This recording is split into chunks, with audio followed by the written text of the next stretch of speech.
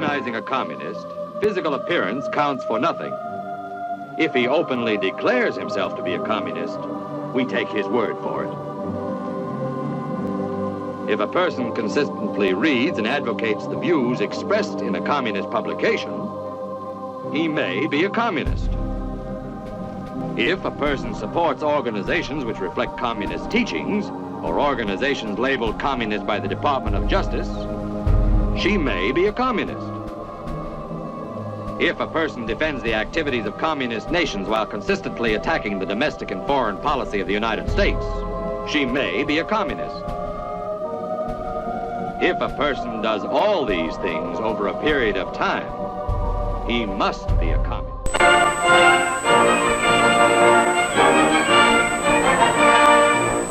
At Bretton Woods, New Hampshire, delegates from 44 allied and associate countries arrived for the opening of the United Nations Monetary and Financial Conference.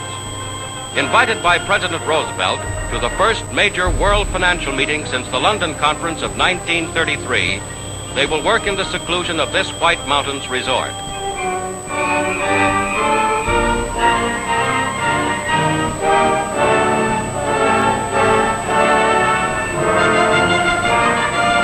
Zhang Shi-kung, one of China's representatives, with Secretary and Mrs. Henry Morgenthau. United States Treasury Secretary Morgenthau heads the American delegation. On the opening day, in his role of acting conference president, he addresses the meeting. To be discussed are plans for the stabilization of world currencies. All agreements must be ratified by the governing bodies of the nations involved before becoming effective.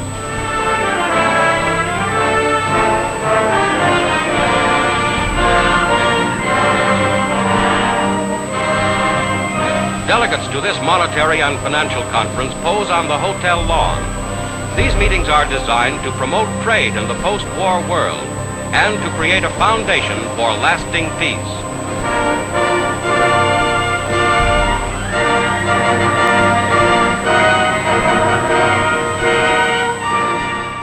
The brutality and invasiveness of the capitalist imperialism of the 19th and 20th centuries was readily evident. With utter ruthlessness, the imperial powers of the era smashed open markets with gunboats and plundered the wealth of Asia and Africa through conquest and occupation. The process of decolonization in the 1960s and 70s raised hopes that a new era of peace and prosperity was about to dawn in those parts of the world that had been ravaged by imperialist exploitation. Unfortunately, those hopes have been dashed by the rise of informal networks and methodologies of imperial dominations. While the territorial empires of old no longer exist, and imperialism is now a dirty word, behind the facade of independence, the peoples of the developing world continue to labor under foreign economic and political domination. However, today this domination is rarely exercised directly. Instead, it is often realized through indirect economic pressure with so-called international institutions such as the IMF and World Bank acting as the vanguard of this insidious neo-colonial order. What are the systems that perpetuate this state of affairs? How do the IMF and World Bank serve the interest of Western capitalism? And what is the cost to the people of the developing world? We'll ask these questions and more. This is Revolution.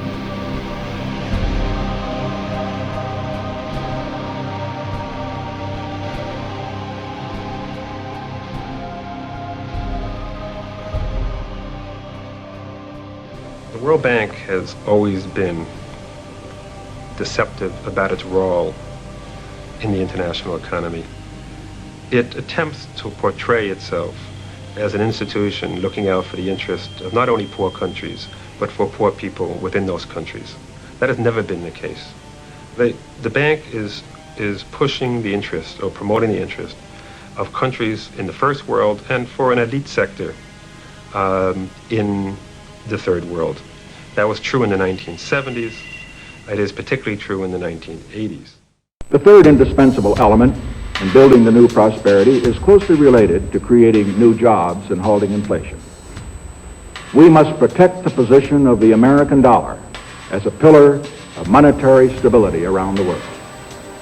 In the past 7 years, there's been an average of one international monetary crisis every year. Now, who gains from these crises? Not the working man, not the investor, not the real producers of wealth.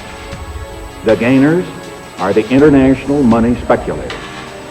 Because they thrive on crises, they help to create them.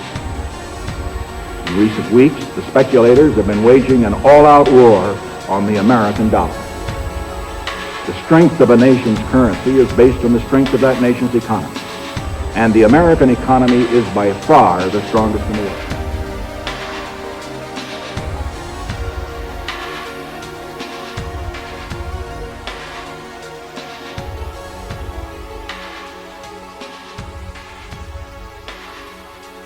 Thank you for watching. Please don't forget to hit like and subscribe on your way out.